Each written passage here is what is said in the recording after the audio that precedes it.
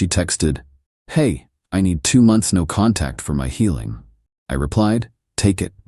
Then I notarized a storage inventory, moved her boxes to a secure unit, and transferred the utilities back to her name. The moment the power shut off, her healing ended with a panic call. I, 29 male, got an interesting text from my girlfriend Sloanie7 3 weeks ago. We'd been together for 2 years, living together for the last 10 months in my apartment. Here's the backstory. I've been renting this place for 5 years.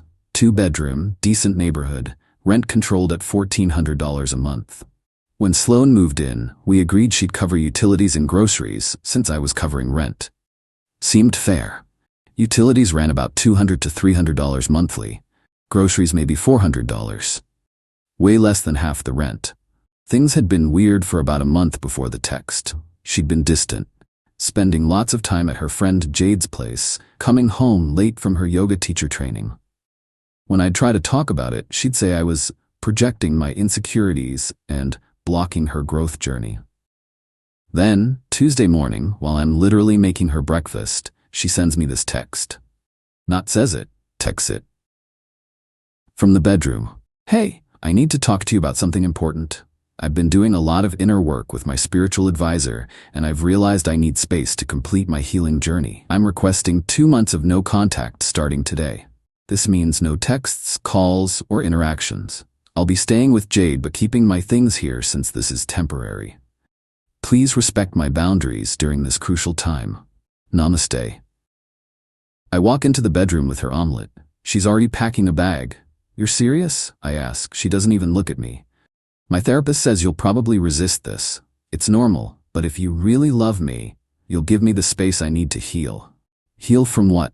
From codependency, from toxic patterns, from us. "So we're breaking up?" She finally looks at me, annoyed. "No. God, why do men always think in such binary terms? I just need space. 2 months, then we can reconnect from a healthier place. And you'll keep your stuff here?" "Well, yeah, I'm on the lease." Narrator, she was not on the lease. "I need you to respect this boundary," she continued. "No contact means no contact. Don't text, don't call, don't show up at Jade's. I'll reach out when I'm ready." She grabbed her bag and headed for the door. Stopped, came back, grabbed the omelet and left. I sat there for a good 10 minutes, just processing. Then I said out loud to my empty apartment, "Take it." And that's when I started planning. Update 1. Y'all asked for updates, so here we go. First thing I did after Sloane left was document everything. Took photos of every room, every item of hers, created a detailed inventory. Downloaded our entire text history. Screenshot her Venmo transactions showing she hadn't paid for utilities in 3 months. Yeah, forgot to mention that detail. Wednesday, I called my landlord, Robert. Good guy, owns a few buildings, we've always been cool. "Hey Robert, quick question. Is Sloane on my lease?" "Who's Sloane?" "My girlfriend who's been living here." "Oh, the yoga girl?" "No, she's listed as an authorized guest." "Why?" "She moved out. Temporarily," she says. "Wants 2 months of no contact to heal." Robert laughed. Actually laughed. "Kid, I've been a landlord for 30 years. When they say they need space to heal, they're already dating someone else." That stung, but I pushed through. "Can I remove her as an authorized guest?" "It's your lease. Send me an email, I'll update the records." Done. Thursday, I went to the utility companies. Here's where it gets interesting. The electricity and internet were in my name, but I'd added her as an authorized user so she could handle issues if needed. The gas and water? She'd actually transferred them to her name months ago without telling me. The electric company lady was helpful. "So you want to remove the authorized user?" "Actually, I want to transfer the account to her. She's taking over the apartment." "Oh, okay, we'll need her consent for that." She already agreed. Here's her email. I showed her the text about keeping her things there and being on the lease. That's not really consent for utility transfer. "Oh, well then, I guess I need to cancel my service. I'm moving." "We can definitely do that. When would you like it disconnected?" "End of the month." That gives her 2 weeks to set up her own account. Same conversation with the internet company. The gas and water? Already in her name. Perfect. Friday, I started packing her stuff. Carefully, respectfully. Each box labeled, contents photographed, her yoga mats, her crystals, her essential oil collection that had taken over the bathroom cabinet. Her clothes, her books about finding your authentic self, her vision board that, ironically, had a picture of us in the relationship goals corner. Found something interesting while packing, a journal. I didn't read it, I'm not that guy, but a sticky note fell out. Jade's handwriting. Remember, he's just your safety net until Micah commits. 2 months should be enough time.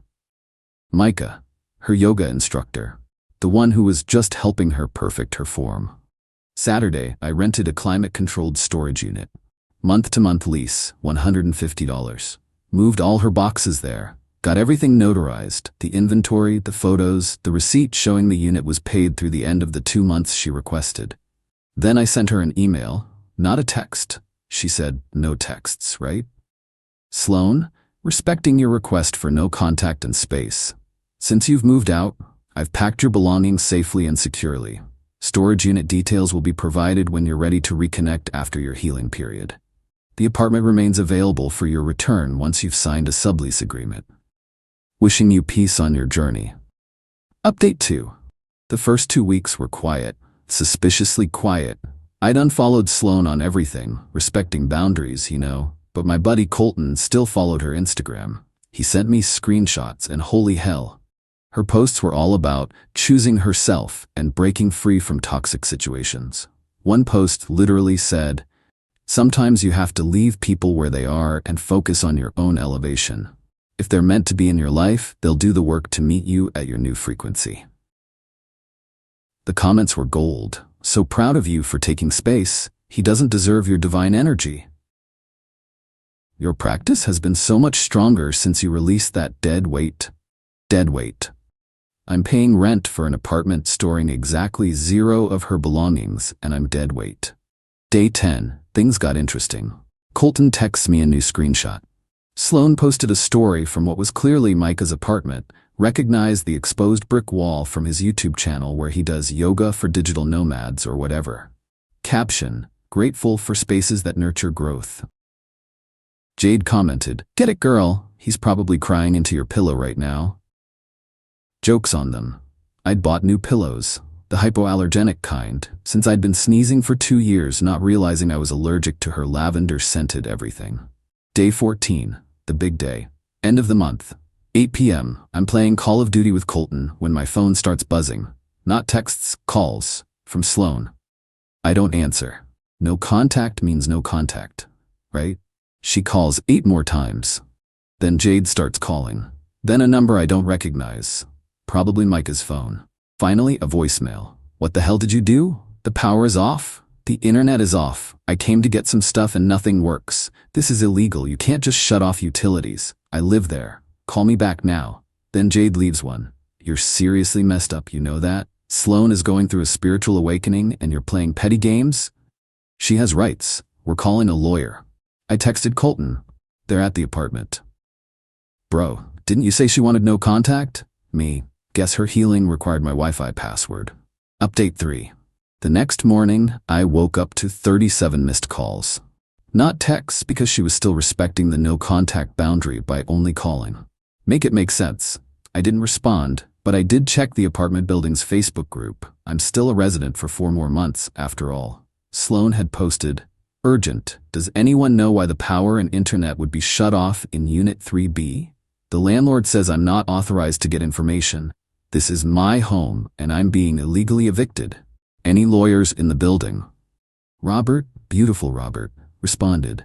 Miss Sloan, you are not now, nor have ever been, a tenant in Unit 3B. The authorized tenant has informed me you've moved out. If you're having utility issues, perhaps contact the utility companies to establish service in your name. Her response, I never moved out. I'm temporarily staying elsewhere for mental health reasons. Robert, ma'am, you texted the tenant that you needed 2 months of no contact and would be staying with friends. That's called moving out. She deleted the post. That afternoon, I get an email from her. Subject line, urgent, response required. This is formal notice that you are violating my rights as a tenant. I have established residency through the following. Receiving mail at this address, Amazon packages count, personal belongings on premises, where are my things? Verbal agreement to share expenses. I bought groceries sometimes. Intimate relationship with leaseholder, irrelevant but whatever. I demand immediate restoration of utilities and return of my belongings. If these demands are not met within 24 hours, I will pursue legal action. Also, this is not breaking no contact, as this is a legal matter, not personal communication. Sincerely, Sloan. I forwarded it to my buddy who just passed the bar exam. His response, LMO, oh, she really said Amazon packages establish tenancy? Tell her good luck with that. I crafted my response. Sloan, your belongings are safely stored as detailed in my previous communication. You requested 2 months of no contact and space to heal, which I'm respecting. Regarding utilities, the electric and internet accounts in my name were closed as I no longer reside there full-time. You're welcome to establish service in your name. Gas and water remain active as they're already in your name. The apartment is available for your return under a proper sublease agreement with standard tenant obligations, respecting your healing journey by maintaining the no-contact boundary you established. Her response came in 12 minutes.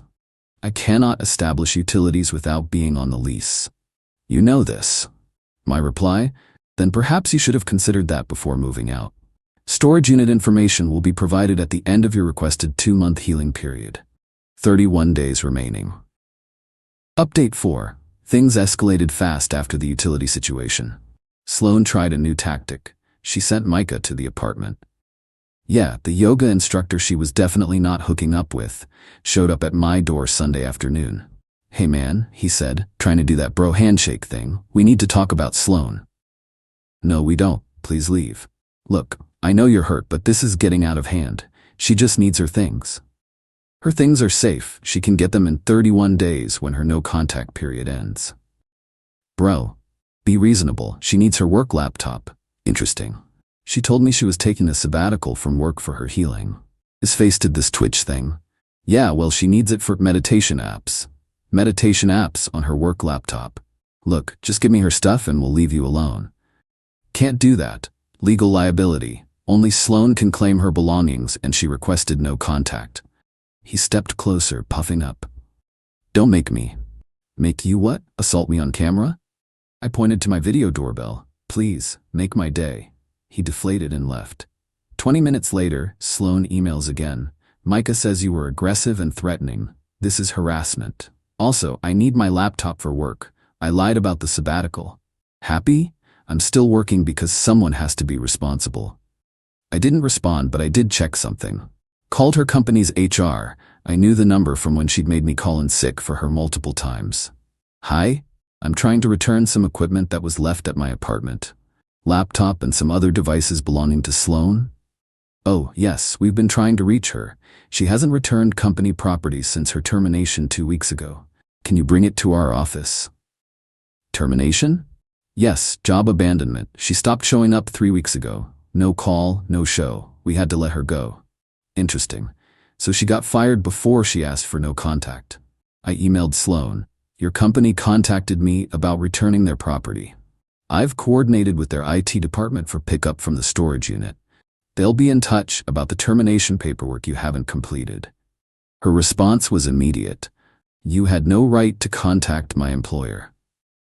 Former employer. They contacted my landlord looking for you. I was helping return their property. I'm going to sue you for everything. For storing your belongings safely and returning stolen company property? Good luck. Radio silence for 12 hours. Then at 2 a.m., the real panic set in. Please, I need my things. I can't afford a lawyer. Micah's roommate is coming back from abroad and I can't stay there. Jade's boyfriend is fed up with me being there. I have nowhere to go and no job. And my things are in storage, and I can't even afford to get the electricity turned back on, and the gas bill is overdue, and I didn't respond. No contact means no contact. Final update. The 2-month mark is still 3 weeks away, but this story has reached its conclusion. Last Tuesday I get a call from Robert the landlord. Hey kid, thought you should know. Your ex showed up at my office crying, asking to be added to your lease. Said you two had reconciled. We haven't even spoken. I figured, but here's the thing. She's 3 months behind on the gas bill. They're shutting it off tomorrow. Remember how she'd put the gas in her name without telling me? And apparently hadn't paid it in months while I thought she was handling utilities? Also, Robert continued, she said she's been staying in the unit. Is that true? I haven't been there in 3 weeks. She has no key. She told me you gave her one.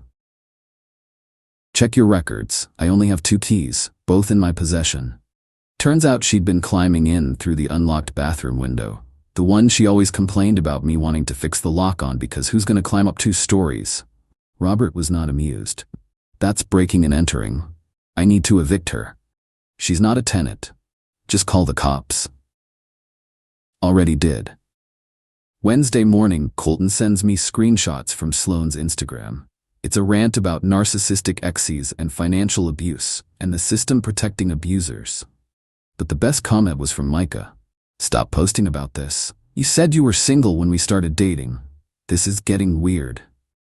Oh, she told him we'd broken up months ago. He thought he was dating a single woman, not helping her cheat. The comment section exploded. Jade tried defending her, but even she seemed confused about the timeline. Someone from Sloane's former job commented, "Didn't you say you quit to travel with your new boyfriend? Why are you saying your ex financially abused you?" The post was deleted within an hour. Thursday, I get a text from an unknown number. "This is Sloane. I'm using Jade's phone. Please, I need help. I'm sorry about the no contact thing. I was confused. Can we talk?" I didn't respond. Friday, she sent one final email. "I know you hate me. I get it. I messed up. Micah dumped me when he found out I lied. Jade's sick of me. My parents think I'm having a breakdown. I just wanted space to figure things out with Micah, without feeling guilty. I didn't think you'd actually give me space. I thought you'd fight for me. For us. I thought you'd beg me to come back, and I could use that to show Micah you were controlling. Instead, you just let me go. And took everything with you. The storage unit wants $150 for next month, and I don't have it. I'm starting a new job next week at a coffee shop. Can you at least let me get my work clothes?" I did one last thing. I prepaid the storage unit for 1 more month and emailed her the access code. Added one line, "Unit is paid through next month. After that, it's your responsibility. Your healing period officially ends in 19 days. Please respect the no contact boundary until then." She didn't wait 19 days. She got her stuff that afternoon. According to the storage facility, yeah, I made friends with the guy working there. She came with some dude in a pickup truck. Not Micah. Not anyone I knew. Probably someone she met on Tinder that morning. She loaded everything up, complaining the whole time about what a psycho I am. The storage guy told me she said, he actually thought I meant no contact. What kind of person does that?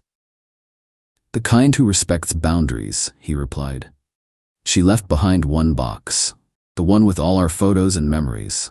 The storage guy asked if I wanted it. I told him to toss it. It's been a week now. I'm still in my new place. Yeah, I actually did move. Signed a lease on a nice 1-bedroom, no roommates, no drama. Sloane's tried reaching out through multiple channels. Instagram, LinkedIn, even tried to Venmo, request me $50 with the message, "For the pain you caused." I declined the request. The last I heard from Jade, who messaged me to apologize for her part in everything, Sloane's living with her parents, working at that coffee shop, telling everyone I emotionally manipulated her by taking her boundaries too seriously. But here's the kicker. Micah posted a YouTube video called "How to Spot Emotional Manipulation in Relationships." It's 45 minutes of him basically describing his relationship with Sloane without naming names. My favorite quote: "When someone tells you they need space, but gets angry when you give it to them, they don't want space, they want control." The video has 200K views. Sloane commented from a fake account, "This is about me, isn't it? Really professional, Micah." He replied, "This video is for educational purposes based on common behavioral patterns. Any resemblance to specific individuals is coincidental." Someone replied to her comment, "Girl, if you think this is about you, that says more about you than the video does." So yeah, she asked for 2 months of no contact to heal. I gave her exactly what she asked for. Turns out what she really wanted was 2 months of me paying for her apartment while she test drove a new relationship, keeping me as a backup plan. Instead, she got what she actually asked for: space, distance, and the opportunity to heal without any of my toxic support like free housing and covered utilities. Funny how healing becomes a lot less appealing when you have to pay for it yourself. Eat it. Since everyone's asking, yes, I kept all the documentation. Yes, she's tried making new social media accounts to contact me. No, I don't respond. And yes, Robert the landlord gave me a great reference for my new place. He actually wrote, best tenant I've had in 30 years. Handles problems with grace and documentation. Edit 2. The gas got shut off at the old apartment. She never paid the bill. Robert had to pay it to get it turned back on for the next tenant. He's considering small claims court. I'm staying out of it. But I did forward him the screenshots of her claiming she was handling utilities. He said it's the most organized evidence file he's ever seen. My spreadsheet game is strong. What can I say?